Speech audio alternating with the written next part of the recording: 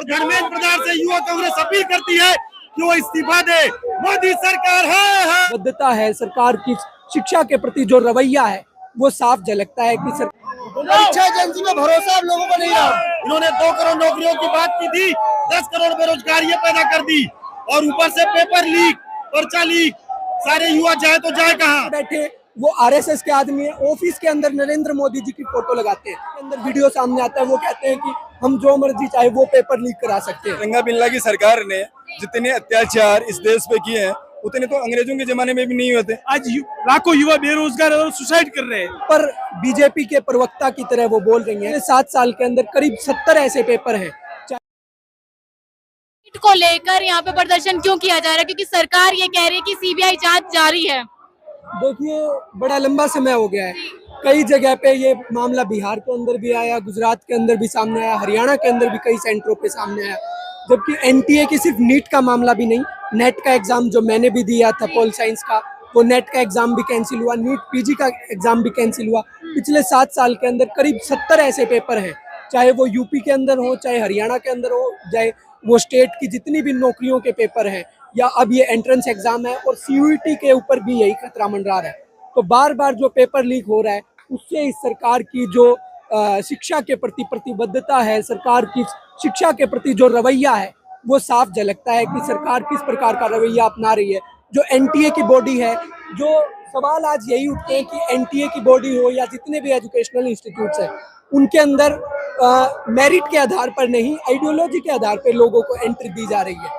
आज आप देखिए जो लोग आज पेपर लीक के दम पर नंबर ला रहे हैं 720 नंबर, कल को आज से 5-6 साल बाद वो बच्चा अगर डॉक्टर बनेगा तो वो क्या इलाज करेगा। तो ये हमारे स्वास्थ्य के लिए भी एक बहुत बड़ा खतरा होगा।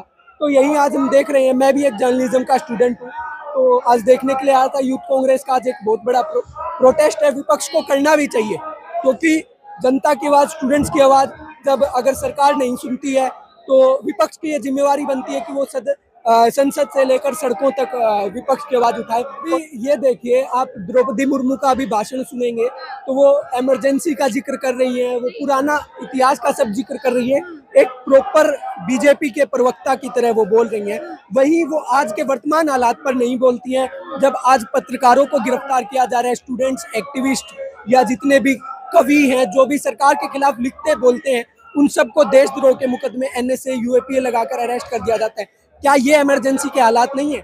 आज मीडिया की रैंकिंग क्या है? पूरा का पूरा नेशनल मीडिया आप और हम देखते हैं, हम भी मीडिया से जुड़े लोग हैं, तो किस प्रकार आज मीडिया की स्थिति है तो वो आप और हम देख के समझ सकते हैं। इंदिरा गांधी ने जो किया, प्रेस की स्वतंत्रता को खत्म किया, बिजली काट दी थी अखबारों की।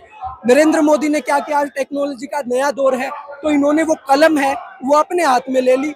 मीडिया में जो टीवी में अखबारों में लिख रही है वो सरकार लिख रही है अपनी मनमर्जी से, अपने खिलाफ लिखने नहीं दे रही है। स्टूडेंट लगातार री नीट की मांग कर रहे हैं लेकिन सरकार इस पे सुनवाई क्यों नहीं कर रही? क्योंकि आपने देखा है कि सरकार लगातार ये कह रही है कि हम जांच कर रहे हैं, लेकिन इस री नीट के मामले पर क्यों नहीं सुनवाई? देखिए जांच होनी चाहिए और बड़ी तीव्रता से जांच होनी चाहिए। देखिए अगर मान लीजिए 1 महीने बाद ये जांच साबित होती है कि पेपर लीक हुआ था और री नीट की बात आती है तो 1 महीने बाद पेपर होगा, उसके 1 महीने बाद रिजल्ट आएगा और उसके 2 महीने बाद काउंसलिंग होगी, फिर तो ये 0 ईयर हो जाएगा। तो ये 0 ईयर आप साबित करना चाहते हैं, मतलब पूरे के पूरे जो 1.5-2 लाख बच्चों को सीटें मिलनी है वो खत्म, 20-25 लाख बच्चे जो उम्मीद लगाए बैठे हैं उनकी उम्मीदें सब कुछ खत्म। 0 ईयर मतलब क्या होता है कि एक बच्चे का 1 साल खत्म। तो आपको जो करना है वो जल्दी से जल्दी करिए। और कितनी जांच जगह जगह तो सामने आ भी रहा है ना, बिहार के अंदर पकड़े गए और अभी कल ही एक एनडीए के जो बेदीराम है, उनके साथी पार्टी के विधायक हैं पूर्वांचल से, उन्होंने खुद उनका स्टिंग ऑपरेशन के अंदर वीडियो सामने आता है, वो कहते हैं कि हम जो मर्जी चाहे वो पेपर लीक करा सकते हैं। तो ये सरकार की कार्यप्रणाली एनटीए पर भरोसा करना सही है क्योंकि लगातार देखा जा रहा है पेपर लीक हो रहे हैं। देखिए हर बॉडी से काम लिया जा सकता है, चाहे वो कोई भी इंस्टीट्यूशन हो, सीबीआई, ईडी, सब फेयर काम कर सकते हैं, लेकिन उनके अंदर पहले अच्छे लोग जो मेरिट के आधार पे लोग, उनको बैठाना पड़ेगा। लेकिन आज क्या हो रहा है, जो संघ की आइडियोलॉजी से जुड़े हुए लोग हैं उनको उन इंस्टीट्यूशंस के अंदर बैठाया जा रहा है। चाहे मैं अपने कॉलेज की बात करूं, दिल्ली स्कूल ऑफ जर्नलिज्म, वहाँ जो डायरेक्टर बैठे वो आरएसएस के आदमी है, ऑफिस के अंदर नरेंद्र मोदी जी की फोटो लगाते हैं। अगर आप स्कूल कॉलेजों के अंदर एक पॉलिटिकल पर्सन की फोटो लगाओगे, आप अंबेडकर की लगाइए, भगत सिंह की फोटोज लगाइए, भगवान की फोटोज लगाइए, लेकिन आप पॉलिटिकल आइडियोलॉजी को रिप्रेजेंट नहीं कर रहे। आप फिर तो सीधे सीधे आप कॉलेज यूनिवर्सिटी इंस्टीट्यूशंस के अंदर बच्चों का ब्रेन वॉश करने का काम कर रहे हैं। अगर आप ये कर रहे हैं तो ऐसे अगर आइडियोलॉजी के आधार पे बैठाए जाएंगे तो शिक्षा प्रणाली खत्म होगी, लेकिन मेरिट के आधार पे लोगों को इस सिस्टम के अंदर लाके सिस्टम के अंदर सुधार करके शिक्षा प्रणाली को और इन पेपर लीक को रोका जा सकता है। जिस तरह से नरेंद्र मोदी जी ने पेपर लीक वाले मामले को लेकर दबाया है और जिस तरह से युवाओं को बेरोजगार किया है, यूथ कांग्रेस मुंह तोड़ जवाब दे रही है। लेकिन सरकार इस पे एक्शन तो ले रही है ना, सीबीआई जांच तो हो रही है। वो सीबीआई और नरेंद्र मोदी दोनों मिले हुए हैं। किस तरह से कोई एक्शन नहीं हो रही है, सिर्फ एक जुमला है, ये दिखावा जुमला है और कुछ नहीं है। आरोपी भी पकड़े गए हैं, देखा है ना आपने। आरोपी पकड़े गए, लेकिन जिस तरह से जो मतलब पेपर के ऊपर जो लीक हो रहे हैं उनके ऊपर रोक लगनी चाहिए और निश्चित रूप से नरेंद्र मोदी सरकार नहीं कर रही है, विफल होती नजर आ रही है। आज लाखों युवा बेरोजगार और सुसाइड कर रहे हैं।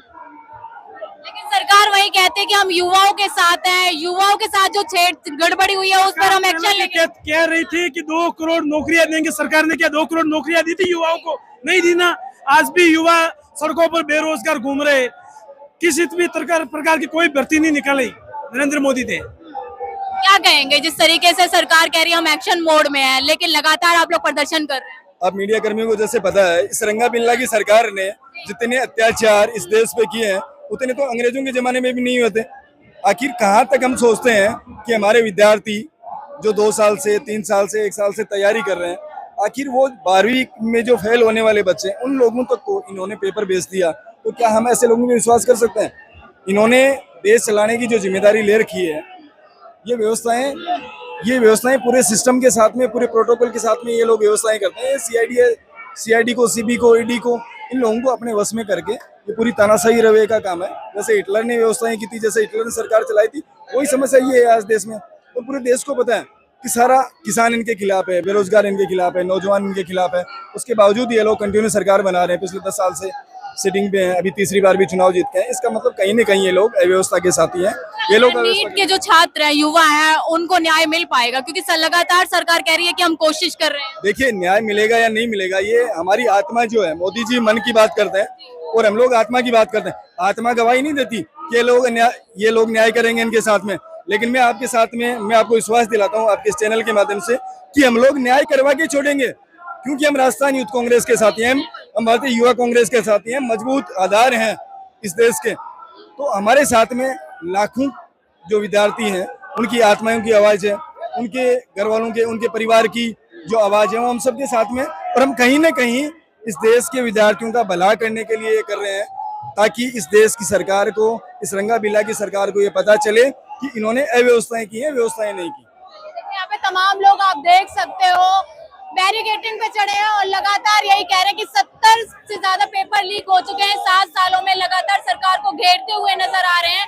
यहाँ पे तमाम लोग सरकार को घेरते हुए नजर आ रहे हैं। सीधा इनसे जुड़ने की कोशिश करेंगे। देखिए, जिस प्रकार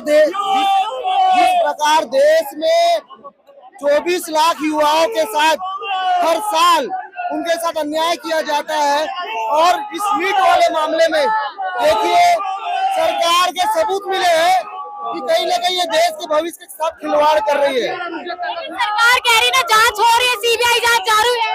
देखिए, नैतिकता के आधार पर धर्मेंद्र प्रधान जी को तुरंत इस्तीफा देना चाहिए कि जिस प्रकार हर साल युवाओं के भविष्य का खिलवाड़ किया जाता है। नीट का पेपर लीक हो रहा है, 10-10 लाख रुपए में पेपर बेचे जा रहे हैं। आप देखिए, बैन एनटीए की मांग कर रहे हैं, परीक्षा एजेंसी में भरोसा आप लोगों को नहीं रहा। अब लोग और ये युवा ये चाहते हैं कि भारतीय जनता पार्टी की जो सरकार है वो युवाओं के भविष्य का खिलवाड़ मत करे, उनके विचार करे। सभी को रोजगार मिलेगा। जिस दिन कांग्रेस की राहुल गांधी वो लड़ाई लड़ेंगे और यूथ कांग्रेस राहुल गांधी जी की आवाज है, और उस आवाज को लेकर हम अभी दिल्ली में घिराव करेंगे। सर क्यों चढ़े, क्यों लगातार बैरिकेडिंग में चढ़े हुए हैं? अरे भैया, नरेंद्र मोदी के खिलाफ हम पूरा देश यहाँ पर इकट्ठा हुआ है, पूरे युवा यहाँ पर इकट्ठे हुए हैं। मोदी सरकार भ्रष्ट सरकार है, पूरा देश का युवा मोदी के खिलाफ है। आज सारे के सारे सड़क पर आज उतर के आए हैं और धर्मेंद्र प्रधान से युवा कांग्रेस अपील करती है कि वो इस्तीफा दे। मोदी सरकार है। उन्होंने 2 करोड़ नौकरियों की बात की थी, 10 करोड़ बेरोजगारी पैदा कर दी और ऊपर से पेपर लीक, पर्चा लीक, सारे युवा जाए तो जाए कहाँ। यहाँ पे आप देख सकते हो तस्वीरों में किस तरीके से यूथ कांग्रेस सारे बैरिकेडिंग पे चढ़े हुए, लगातार यही मांग की जा रही है कि नीट में जो स्कैम हुआ है उसमें सरकार जवाब दे, क्योंकि इनकी यही मांग है कि जो शिक्षा मंत्री धर्मेंद्र प्रधान उनका इस्तीफा लिया जाए और स्टूडेंट को जल्द से जल्द न्याय दिया जाए।